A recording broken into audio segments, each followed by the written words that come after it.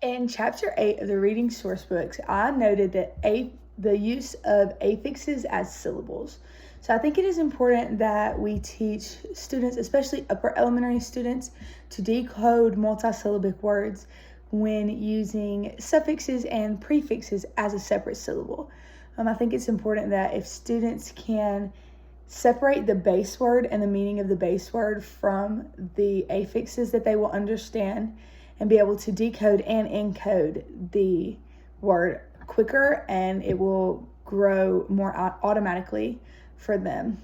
This connects to Chapter 5 of the Reading Mind book, because to have reading comprehension skills, we have to be able to decode and encode those bigger words, those multisyllabic words, and multisyllabic words that use affixes, that those derivational suffixes or prefixes, they do change comprehension skills a lot, because they change meanings of not only the words but the context of the word and the whole sentence.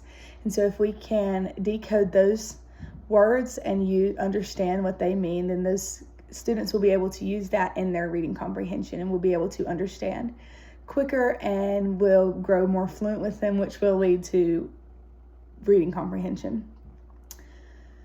I also noted in Chapter 8 of the Reading Sourcebook the list of syllable division rules. So I think it's so important that we as educators understand the division rules of syllables, because if we don't understand them when we teach them, they're not going to come across to our students in a way that makes them understand it better. So if we don't understand it, our students are not going to understand it, and then their fluency and automaticity will not progress as fast as it should, and because of that, reading comprehension will not progress. This kind of relates to Chapter 2 of the Reading Mind, because it explains the need for understanding of language and academic language structure and to build comprehension. So you have to understand those and how those words are split up to build to the next step. It's very systematic, like all of our teachings.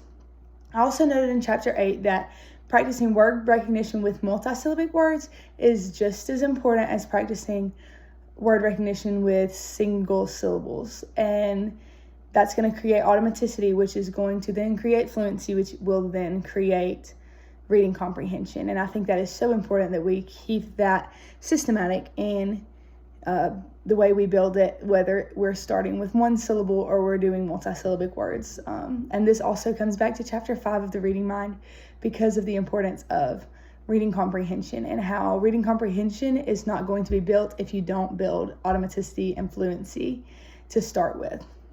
I will now demonstrate introducing open and closed syllables in a one-on-one instructional setting. Okay? All right, when I put my finger in front of this, under the letter, I want you to tell me its sound, okay? Ah. Okay, now when I swipe, I want you to say them together. So let's hold our first sound until we get to our second sound, okay? Ready? Nah. Good job. Can you do that one more time? Nah. All right, we're going to do it quickly this time, okay? Ready? Go. Nah. Good job. Okay, now what's that last sound that you said?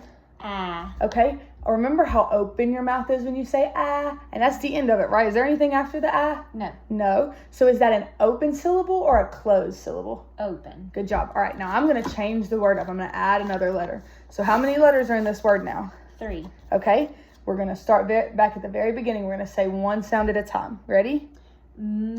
Ah, t. All right, now we're going to drag it slowly, okay? Mat. Okay, now we're going to go quickly. Mat. Good job. So when we say that, is our mouth open or is our mouth closed? Closed. Okay, so that means our syllable, is it open or is it a closed syllable? Closed. Good job. This instructional activity goes along with the Alabama State Standard ELA 21.1.7b.